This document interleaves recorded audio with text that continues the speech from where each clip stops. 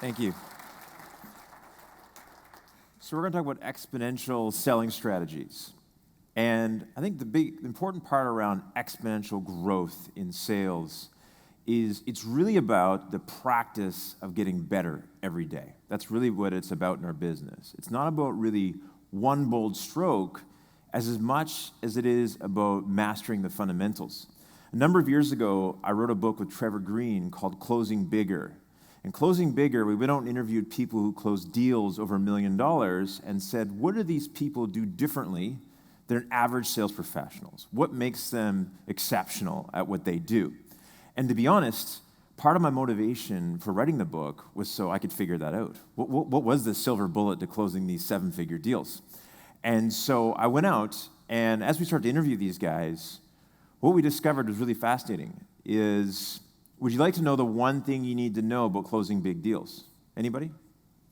We'd like to know it, right? So what we discovered is the one thing you need to know about closing big deals is there's more than one thing you need to know about closing big deals. That's what we discovered. In addition to this, as we interviewed these exceptional salespeople, they said things like build relationships, follow up, listen to your customers, be systematic, align your solutions with their problems and needs. And I went, wow, that sounds like every other salesperson I've met. They tell me the same thing. But when I really dug deeper, what I found about those sales pros, the top 1% of the 1%, is they're obsessed with the fundamentals. They're obsessed about getting better at the basics and fine-tuning their process on a regular basis. And really, that's what exponential selling is about. Is exponential sales growth is about a coordinated and achievable series of shifts in your sales process to help create sustainable and significant compound growth. So it's not about any one big move, but a series of small ones. So here's sort of a little bit of math, and I kind of played with this recently and found that improving our sales process by 10% in 5 key areas is the same as increasing our outbound sales calls or increasing our marketing spend on lead generation by 50%. So improving really just 5 key areas by 10% is the same as increasing our lead flow by 50%, which I kind of like the first option better, personally. So if we look at this, think about the number of leads and inbound leads you have coming in right now, or the number of interactions you're having with prospects. Who here would say that it might be a bit challenging to deal with 50% more right now? Just a little bit, right? And so from this aspect, what do we do? How do we ratchet this up on a manageable level? So let's look at scenario 1. Let's say that we have 200 leads. And then we sit down and we write our annual business plan and realize that, I'd love a 50% increase, a 50% bump in revenues next year, so what do? So I decided, off of 200 leads, let's say inbound leads right now, I'm actually able to contact 120 via email, phone, or whatever, just to see that they're alive and kicking and maybe qualified. And then out of those 120, really 30 are truly viable potential relationships. So I'm able to either sit down with them or connect with them on the phone. And of those 30, I close 60%. So I've put the proposal to 60%. And then out of those 60%, I actually close 45% of the proposals I put out there. So I've got 8 deals at the bottom of the funnel. So if all of a sudden, if I want 12 major deals, let's say, in my funnel, or results coming at the bottom, all of a sudden now I can either increase that by 50% like this. So now instead of dealing with, 200 leads, I've got 300 to deal with. And I'm actually able to interact with 180, and of course have discovery meetings with 45 and write 27 proposals, and then eventually I close 12, which is my goal. But that's a lot of increased activity on top of the funnel. So from an exponential growth perspective, instead, if we can shift that and just improve these 5 areas by 10%, it's a much more manageable and achievable approach to increasing our bottom line results. So now we've just got 220 leads to deal with. Who here would say it would be manageable to deal with 10% more leads, inbound leads, interactions than you are right now, right? Pretty manageable. So we're able to contact 66%, not 60, which now we've interacted with 145. And of those, we've decided that, 40 are worth interacting with or actually having a conversation with or even meeting with them. And out of those, we actually shoot out 26 proposals, and we've now increased by more than 50%. So that's a more manageable process, and that's really what it's about is, can I get 10% better at lead generation? Can I get 10% better at the conversations I'm having with customers? Can I get 10% better on how I execute my proposals and quotes? And obviously, can I get 10% better on how I negotiate and close a deal? And by doing this, it cascades to a point where we get a lot better results from truly some small shifts. And that's that daily, ongoing effort of getting better. So there's a whole bunch of areas that we can look at to improve our process, but today I'm going to talk about 3. So 3 areas that I feel can really improve your business and set you up for some exponential growth in your sales process. Number 1, the 3 vital components of a successful sales process. So I'll talk about 3 key areas here shortly that if we focus on, we can drastically improve most of our sales processes. Number 2, I'm going to share some insights through a couple studies I did with the Canadian Professional Sales Association just a few months ago on the impact of CRM and social media use on quota attainment, and sort of the hard numbers on how much that can actually help us improve our win rates. And number 3 is the 6 types of SaaS and cloud-based sales tools your team must use to compete and win. And there's a universe of cloud-based sales and SaaS tools, and we've all seen them. And so I'm not going to go through all 5,000 companies right now that are in the space, but I'm going to pick a few of my favorites and sort of share with you maybe some of the ways you can add some of these tools to your sales tech stack to make you more effective, or that you can help your clients with. So here's something interesting, and this is from a client of mine, an automotive client actually, and we're talking about sales process. And we were talking to some of his team, and one of his people was talking about how to control the conversation. And this guy's been in the automotive business for 20 years, very successful, and really well-known and trusted in the community. And he stopped his sales rep, and he said, look, it's not about controlling the customer. So in fact, none of us can control the customer, but we can control the process. You can control the steps that we move through in many cases, and you can control what you can do. He says, but you'll never know if that customer is going to walk in the front door and decide that they don't want to talk and look at that vehicle. They want to talk to your finance manager. Or they decide they refuse to book an appointment. They want a price on the phone. Or they don't show up the day they said they were going to do. They show up the next day when you're in the middle of something else. They're going to do this. But what's interesting in that business is, and I looked at that particular dealership, is for salespeople who didn't follow the sales process, on 100 leads that came in, they'd convert about 8 on average. Those that followed the process, even the ones that followed it a little bit mechanically, and maybe they weren't as charismatic as the other guys, closed on average 12 out of 100. Okay, so 50% higher result just by following a process.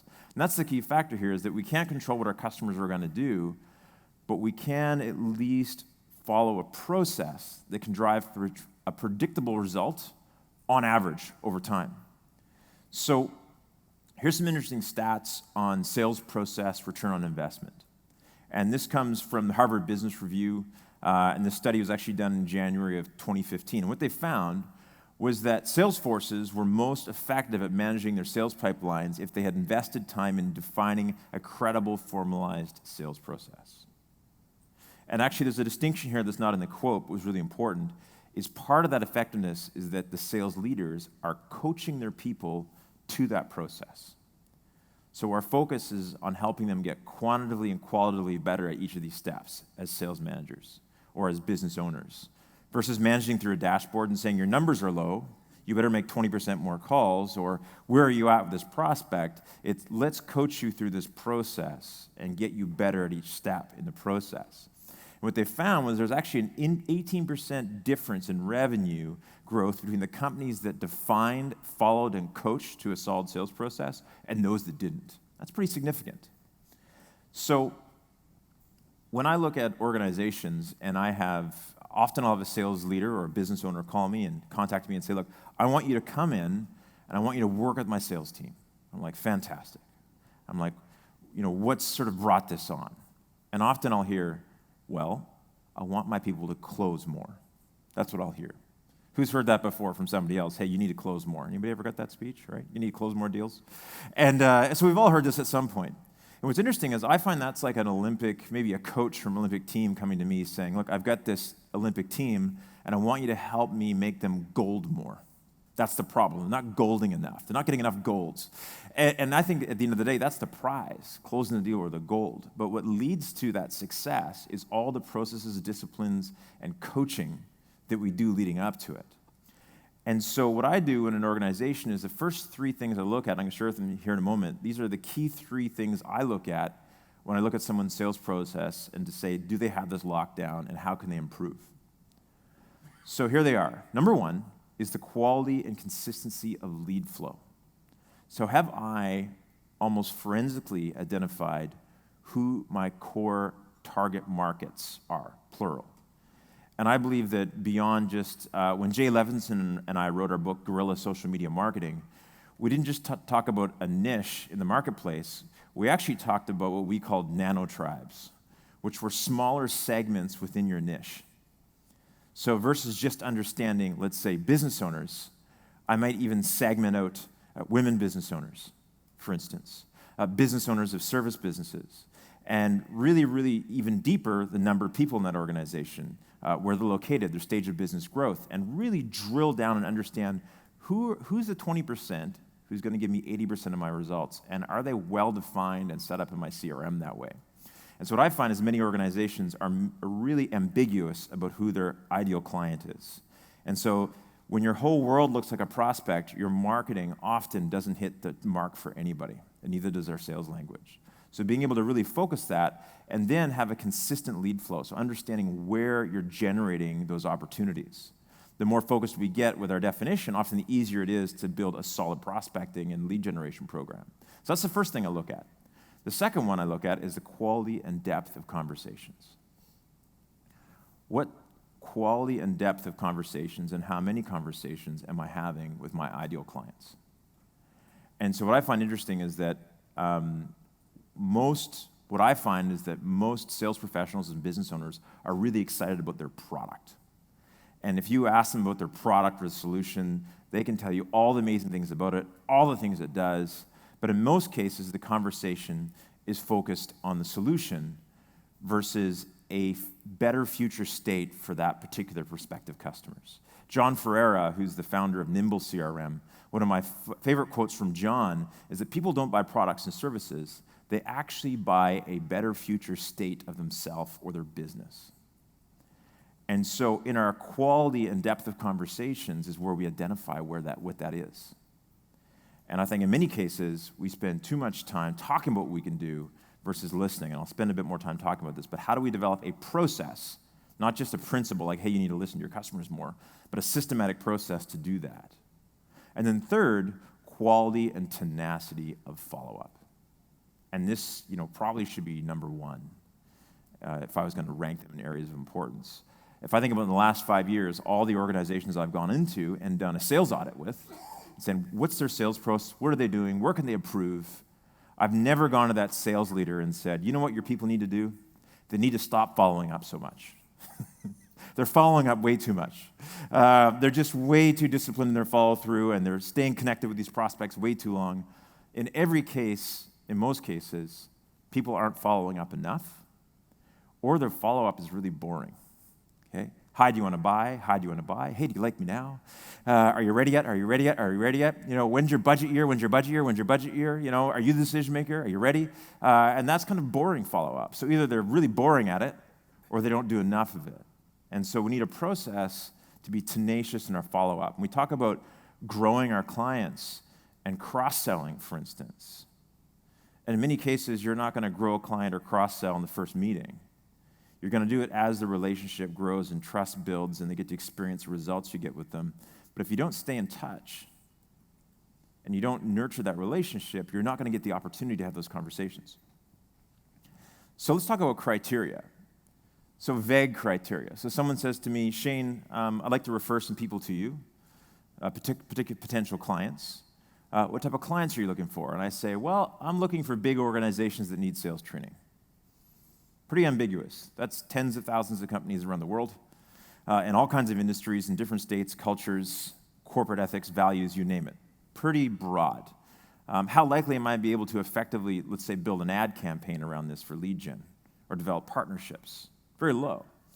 But let's look at a different example around specific criteria. So someone says, what type of clients are you looking for? This is what I'm looking for. I'm actually looking for SaaS companies with 20-plus salespeople in Vancouver, Toronto, Edmonton, or Calgary, 20 million-plus revenues per year, sells B2B solutions and products, is growing or in transition, and where I have direct access to decision makers. Who'd say that's a bit more focused, right? Right? Anybody have a company that popped into mind as I went through this list? I was hoping you did. I was looking for some leads, but that's okay. So this is an example. So this goes from 10,000 potential companies to probably 200 and allows me to focus my sales process and activities. So are we that specific with our process? So 70-30 selling. I seem to be missing part of the image there, but that's okay. So there was an hourglass here at one point. And so from this perspective, and this is the key piece, is how are our conversations.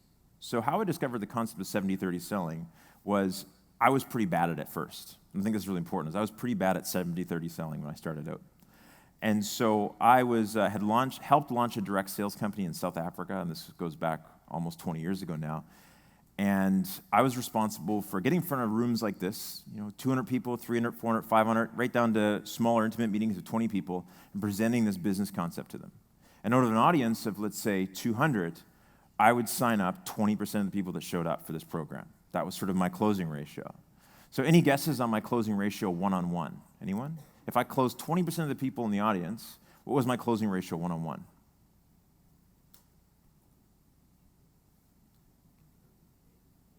80%? 70? How about 5%? I was horrible at one-on-one meetings. Horrible at one-on-one meetings. And it was embarrassing. I would try to avoid these leads. You sure you don't want to come to a meeting? I don't know if I want to sit down one-on-one with you. I don't have a lot of time, but really I knew it wasn't going to happen. And I couldn't quite figure it out. And then I was driving between Johannesburg and Durban, listening to a motivational CD. And if you have a closing ratio of 1 out of 20, you listen to a lot of motivational CDs. And so I was listening to this CD, and this guy started talking about this book that changed his life called How to Win Friends and Influence People by Dale Carnegie. But he talked about the most important part that he picked out of it was the concept of 70-30 selling, that we have to listen 70% of the time and ask great questions and offer great disruptive insights 30% of the time. And it was one of those pull over the car moments because I realized where I've been going wrong. I've been given the same talk one-on-one as I had in front of a group because I was so excited about me and my product.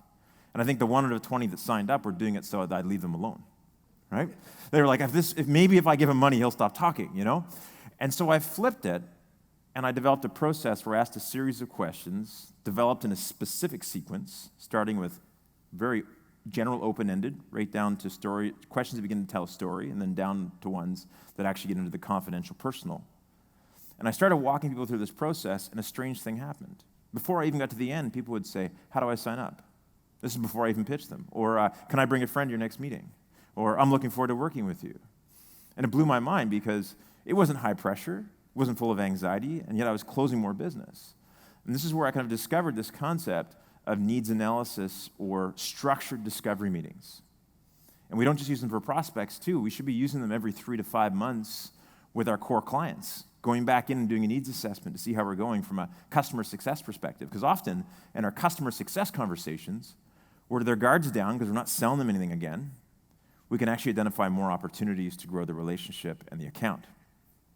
So that's all I'm going to say about the art of asking questions right now, but it's a really important, do you have a systematic process for assessing client needs? And are you doing it on a frequent basis with potential and existing clients? Lastly is tenacity of follow-up. So here's an interesting kind of stat. And this comes from Dr. James Oldroyd. He did a study of several thousand leads that were submitted through several companies, and they track sales teams. And I actually picked this study off of InsideSales.com.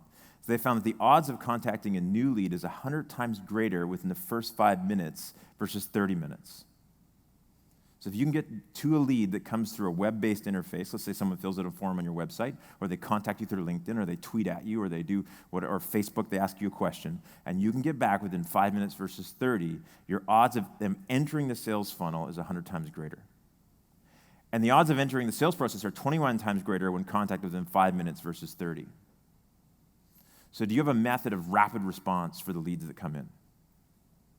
I did this with one client where, same car dealer actually, I know I apologize for the car dealer examples, but it's a great example, is their marketing manager was getting leads, and then he was ranking them and weighting them, and then he'd send them to the sales manager, and the sales manager would dole them out to the salesperson that deserved the lead.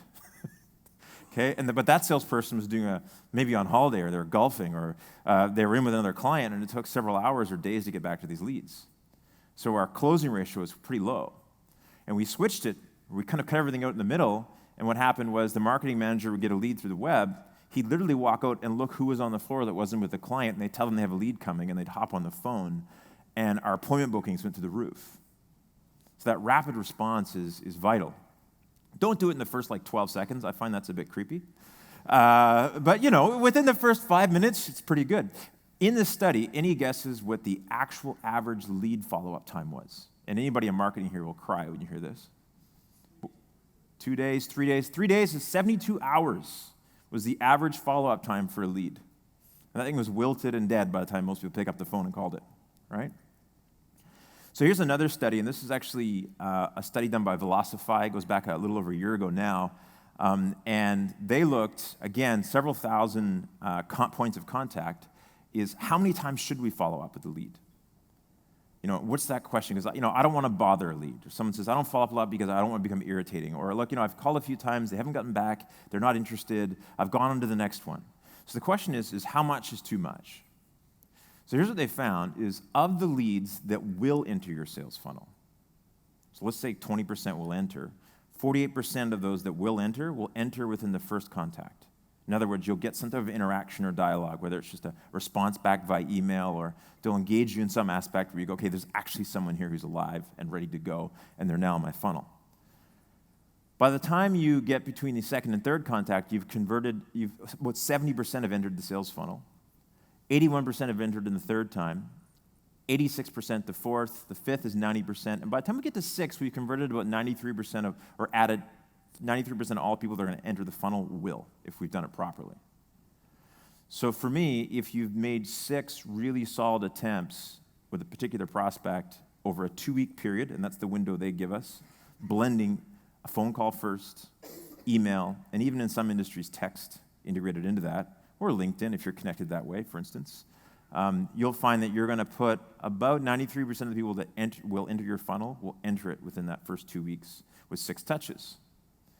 Beyond that, there's a diminishing return on investment. You can just sort of keep following, but there's the likelihood of it coming in now. You're better off to go after more leads. So that's kind of the sweet spot. But here's something interesting is that any guess, and most of us will probably know this, any guess when the average salesperson quits? 3, 2, 3, 2. It's between 2 and 3, like 2.2 attempts, and most people bail on a lead. And so they're really only converting, they're probably only adding about 60% of the potential business they could add to their sales pipeline.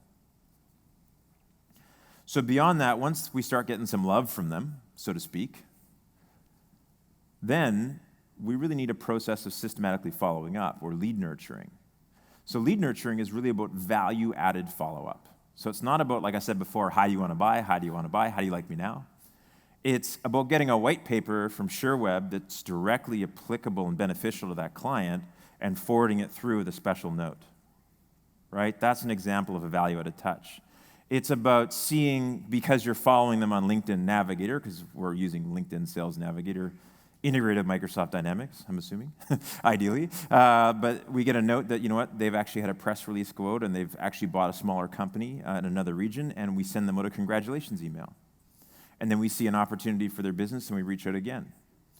Or we find something cool that they've developed, let's say online, and we actually share that. But the whole point is it's value-added ongoing interaction. And so lead nurturing, and here's what Annuitas Group found. It was a study done by a group called Annuitas, is that nurtured leads make 47% larger purchases than non-nurtured leads. And Forrester Research found that companies that excel at lead nurturing generate 50% more sales at a 33% lower cost per lead. So just the act of following up on a consistent basis really puts us above the competition in many places. I'll tell you a really quick story, super quick, because I got a bunch of stuff I need to cover here with you. But I'll give you an example of lead nurture. This is an extreme example. Someone says, but when should you quit? Like, when should you quit? Like, really, Shane? Like, I get it, they're talking to you, but they're still not doing business with you. My answer is, if they're an A category prospect, if they're those 20%er that would give you 80% of your business, if it's your ideal prospect, for me, it's not a matter of if, but when they're eventually going to do business with me. And so I'll just stay in touch. And sometimes I have to get creative after like year 2. How am I going to add value and how am I going to change the game here? But I'm going to stay in touch. So one client, I did a talk like this for the Vancouver Board of Trade. And the VP of sales for one of North America's largest insurance brokerage firms walked up to me and says, that was awesome. I want my people to hear that message. They have to hear that. I said, fantastic. And he said, we've got a lunch and learn next week. I've got my senior sales leaders there. He said, send me a quote. Let's get you in there. I said, fantastic. So, no needs analysis, no rapport building. I'm just going to send him a quote because I got excited, So I sent him off a quote, and he emailed me back and said, you have to be kidding. There's no way I can justify paying this for a luncheon for my team. And I was like, so you're saying no? I said, so we're out for this. He was absolutely. And so I called him and I said, hey, thanks a lot for the opportunity. Probably should have sat down with you first and seen the size of the room and your goals and everything else. I said, but would you mind if I stayed in touch, even though this didn't work out this time? Keep you up to date on what I'm doing. He said, absolutely. Stay in touch. Love your stuff. Just doesn't make sense right now. I said, fantastic. So I set a recurring appointment in my calendar for every 3 weeks. And every 3 weeks, his name would pop up, and I would send him something. So it might be a blog post I recently wrote on sales management. It might be the fact that I saw something cool happen in his industry, and I'll ask him a question about it. It might be that I have an event coming up, and I offer him a couple tickets. So this went on for literally weeks, months. And about every 5th contact, he might say, thank you, or not right now. I kept going. So 13 months later, I'm still not getting any love for this guy. Most of the time, he doesn't even respond to my emails. And back then, I couldn't even track if he was opening them. I can now, so I know if he's looking at it. But 13 months later, I get a call, and it's not from Dave, who I was following up with. It's from a guy named Wayne. And Wayne goes, Shane, I've got 200 mobile sales agents who focus on home insurance and automotive. And Dave, over at Commercial, said, you're the guy to help me with them. I said, really, Dave? I didn't say, like, you mean the one's been ignoring me? But I said, fantastic. So I sat down with Wayne and had a meeting with him, set the process up, ended up training 200 of their team. And it was about 4 months of training, off and on, a couple times a month, or a couple times a week, sorry. And then after I worked with Dave, then Wayne, then Dave said, the one that I was really followed up, said, I think he thought, well, what? It actually worked. He's actually pretty good what he does. So he hired me to work with his commercial team. And then the CEO engaged me. And it ended up being a 1.5 years of business for 13 follow-ups that each took about 30 seconds each. Now, I was following up with 5 other people who never, ever responded to me. But that 1 out of 5 really made it worth it. And so if it's an ideal prospect, stay in touch. Find creative ways to get visible and really look for those opportunities to engage them. So now beyond this, how do we make this work within our organization if we've got a sales team? So one of the other things that was interesting is that one of the big parts of sales success and exponential growth is the fact that we actually don't just focus on our dashboards, but focus on our people. So if you have a sales team, even if it's a sales team of 1 that you're working with and mentoring, it's really important to have a formal coaching process in place. So here's some interesting stats. The sales teams who use sales performance coaching had 161% more wins on average. And this study was actually done by CSO Insights and was published on the Salesforce blog just a few months ago. Close rates for those organizations that had a proactive coaching process increased by 17%, and teams that received 3+ hours, just overall, the whole team, of coaching per month performed at 107% of target on average. So pretty good numbers. So do you have a formalized coaching process? In most cases, I'll just ask a simple question to sales management. I'll say, so you've got 10 people on your team? Yeah. Are you sitting down with them doing one-on-ones monthly and coaching them through the sales process and their biggest opportunities, even just for half an hour? Most will say no.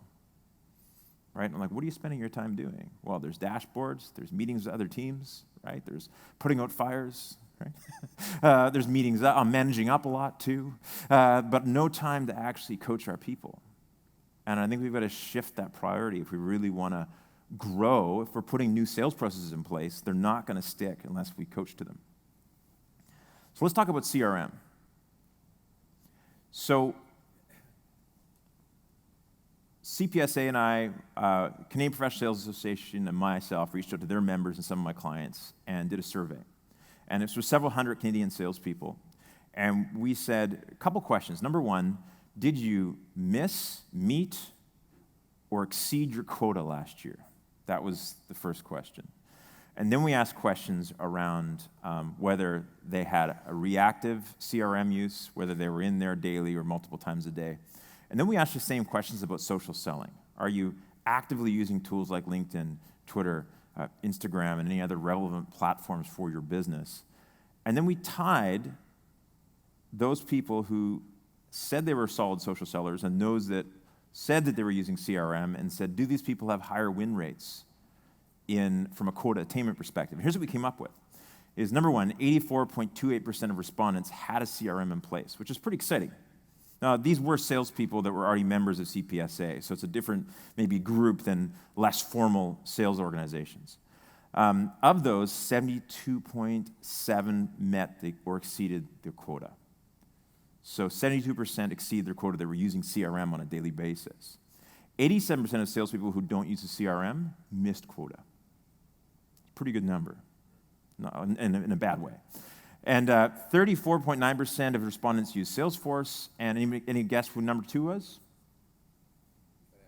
Dynamics. Number two is Dynamics. And then the rest were just sort of splinters, so to speak, single digits. So having a solid CRM in place, mapping your sales process in it, and being in there on a daily basis is a really key aspect of sales success. With social selling, we found that 86% of respondents access social media at least once per day, and 90% also met or exceeded their quota, which is a pretty high number. So those that were in there at least once a day met or exceeded quota. Doesn't mean all they're doing is sitting on LinkedIn and Twitter all day. They're also using their phone. They're going and doing meetings. They got the rest of the process locked down. But those that are actually social selling on a regular basis have a leg up. 50% of people who don't use social media in the sales process missed quota last year. And those that used it this is interesting, those that used it 1 to 3 times a day outperformed those that didn't, and those that used it 5 or more times a day. So I found that really interesting. So there's a line between social networking and social not working. Anybody ever spent some time social not working before? I have, right? I'm on the internet and I'm like researching a client and their industry, and then you know what I discover after an hour? There's a lot of cat memes on the internet. That's what I discovered. And what happens is we can sort of spend a lot of time doing things that we shouldn't be doing. And so the key is to actually have, what we found is those people who had a prescribed set of activities in blocks of time over a day and followed them on social media platforms outperformed those that didn't use it or those that casually or use it on an unstructured basis. So I'm going to wrap this up talking about building your sales technology stack. So our sales tech stack, I alluded to, and some of you may have even more current numbers than this, but if we kind of go all the way back to way back in 2010, there were 250 companies in that industry cluster that would be identified as SaaS or cloud-based selling technology companies, right? So 250. In 2010, we had about 1,000. Today, we have over 5,000 companies that are selling a SaaS or cloud-based sales solution. So that's a sea of tools out there. And actually, funny enough, I was going through my slide deck here and realized I left a logo in from one that I'd used for years, and it's gone now all of a sudden. So new ones are entering all the time and merging and being bought up. And so one of the challenges I find for sales leaders is they come to me and say, what do I use? Like, I'm overwhelmed. I've decided I want to engage and use some of these tools beyond just using my CRM. Where do I start? So I think one of the first things to do, and by the way, I see a number of you taking notes, which is fantastic, but also at the bottom of the slides here, there's actually a URL, salesacademy.ca/exponential selling. You can download the whole slide deck there. No, you don't need to give me your email address. It's not a way to trick you into marketing at you. If you want to talk to me, you can fill out a form later. That's great. But it's just there. You click on it, and you can download it. So number one, I think the most important part is to start with our CRM. And I think this is a really key part, is that I find people go out and find 5 or 6 tools they like, and they try to find a CRM to make it all work together, and your poor sales team is in 5 different dashboards trying to execute a sales process. And that's a lot of admin time. And if I know anything about salespeople, because I'm one of them, is if it's difficult and there's multiple steps, I don't do it. Right? I take the path of least resistance. So number 1 is starting with our CRM. And then there's really, I think, 6 other key pieces of technology that we could look at. Number 1, they're lead generation applications. These are applications that either help us develop more leads or manage lead flow. Contact enrichment and intelligence tools. Tools that will, as John Ferreira says, automatically pull data off the web and update your insights on a client without you having to run around and find that information. Email intelligence tools to make your email account-based marketing smarter. Sales workflow tools to manage your sales process. Because if you've got 10 or 15 or 30 leads and you're working them at different stages, it's easy to lose track. And so if we mapped our best practices and have we automated at least the triggers to help us remember what we do next. Social selling tools, of course. And then lastly is I'm going to finish with talking very briefly about artificial intelligence and what it is and what it isn't so far. So my picks for CRM. The 3 ones I love right now are Salesforce, Microsoft Dynamics, and Nimble. So I would say that most of this room is pro Microsoft Dynamics. I won't spend too much time talking about Salesforce. I'd like to be able to finish my talk.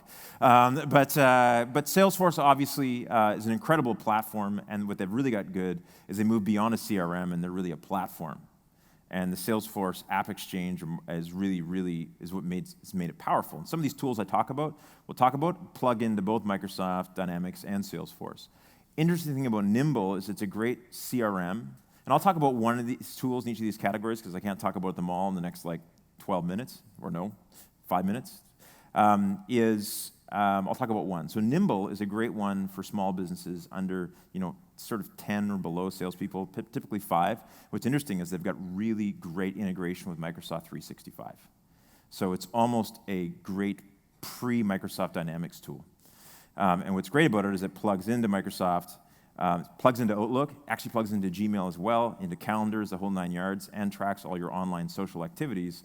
And I pick up your name and number, and phone number, and address, and everything else. It populates the rest, and I can see all my interactions with you in one spot. So pretty cool little tool for small business, but it's also a really great first step before someone maybe moves into a larger solution. And it works with Dynamics well. So that's one of my favorites. But pick your CRM. Then there's lead generation and lead management tools. So when a lead comes in, how are you managing it? So one example is Outreach. So Outreach.io actually manages the workflow of leads in particular. So you might have 5 different segments.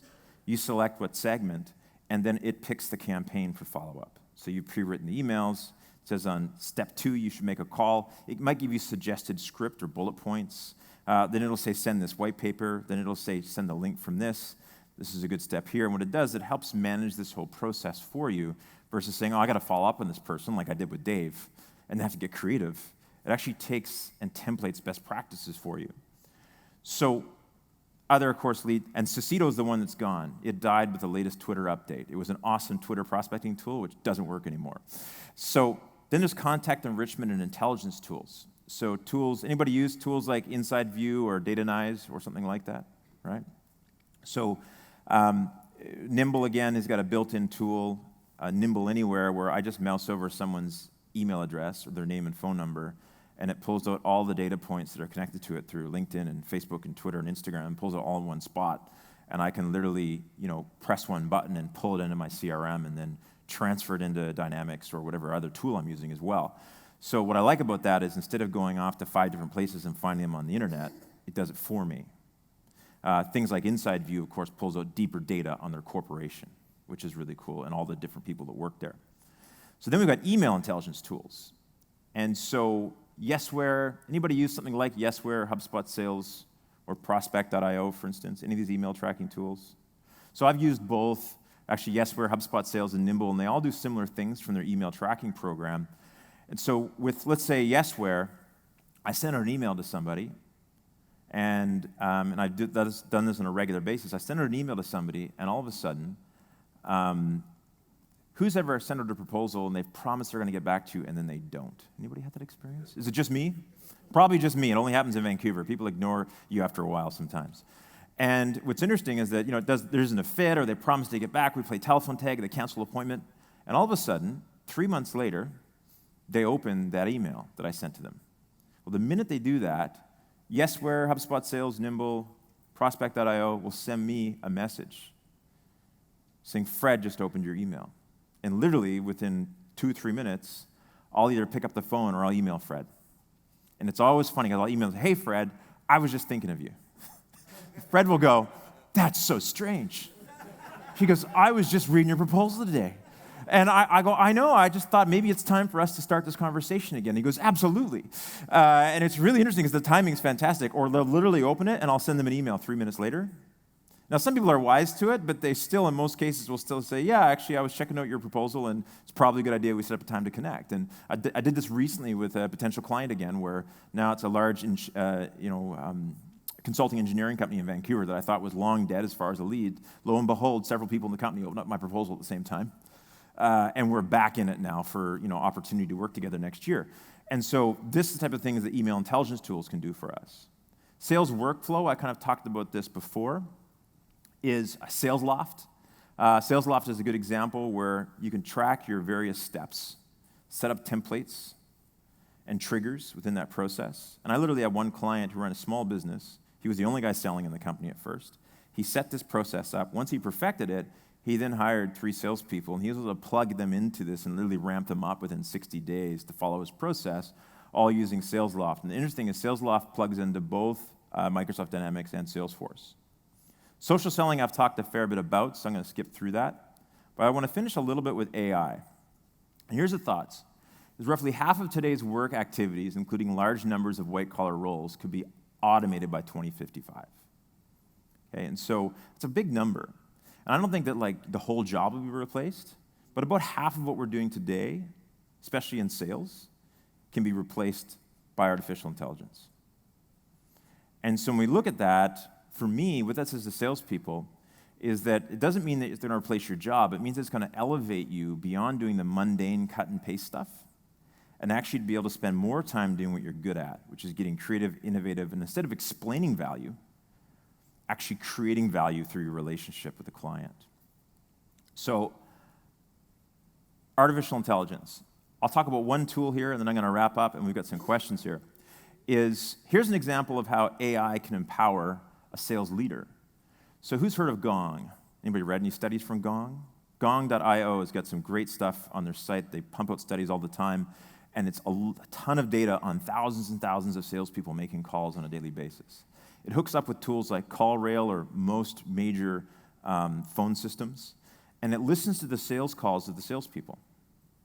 And then based upon that data, they map the sales speech patterns, even whether they're matching and mirroring a customer, and when they talk about price, for instance, with win rates within the CRM. And they came up with some incredible data. So if I was coaching a group of, let's say, 50 salespeople, what I used to have to do is sit down and listen to their calls, which means that probably in a given month I could only coach about 10 of them because I had to listen to 10 hours of calls and then go in and do 10 hours of coaching and I'm done.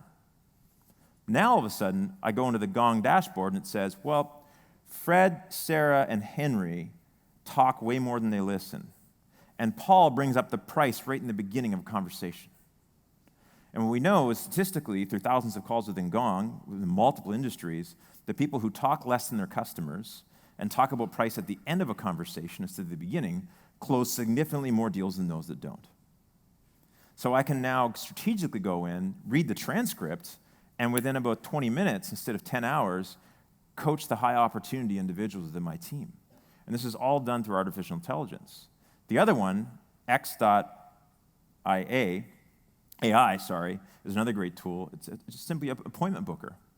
So this plugs into both Outlook and Gmail. And what it does for me is that someone emails me and says, hey, can you meet at this time? And I reply and CC Fred, but Fred is actually a robot. And it says, Fred will hook us up. And Fred will reply and say, hey, when are you available? And the person will go back and ask questions, and Fred will do all the back and forth for me and book it into my calendar without me messing around. So these are some of the tools that you could actually enable yourself. So I'm not going to replace salespeople, but but it's going to reduce all the stuff that we're doing now, like admin and entering notes and all that kind of thing, that truly, we shouldn't be doing in the first place, in my opinion. We should be out there connecting with people and creating value. So let's summarize. Have a well-documented ideal sales process. If you don't know where to start, I would think about external benchmarking, looking towards organizations like the Canadian Professional Sales Association with their competency maps and what they've put together in their research. Integrate with social selling, drive it by CRM and a full sales tech stack, and that really, between all of those, are going to lay the foundation for you to have exponential sales growth. Thank you.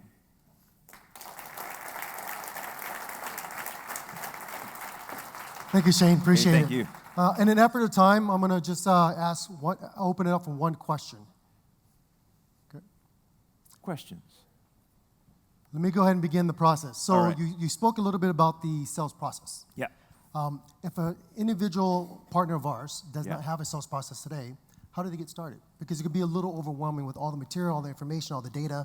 So how do they get started? Absolutely. So I think that if I have a sales organization and I don't have a sales process, but I'm closing deals already, I probably do have a sales process. Okay, but I've got an inconsistently applied one. So one of the things that I would suggest to do, and this is something that I done a number of times with different organizations, is I'll literally go out and shadow the top sales reps, the average sales reps, and the ones that maybe are struggling a bit, and I'll look at their whole process. I'll look at what they're doing from prospecting to engagement to discovery calls to proposals. And what we do is we look at best practices that are duplicatable. And then I literally would suggest taking the best practices from your top, sometimes the things that your top salespeople do to win, you don't want to teach because they're breaking the rules and it's based upon their personality.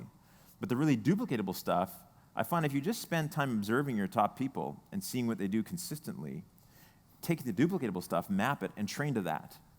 And then the other option, of course, is peer mentoring, or reaching out to someone like SherWeb, who's got account managers who work with all kinds of people in your business, who can maybe give you some guidance on what other people are doing. Thank you very much, Shane. Really appreciate it. Thank you. Thank you.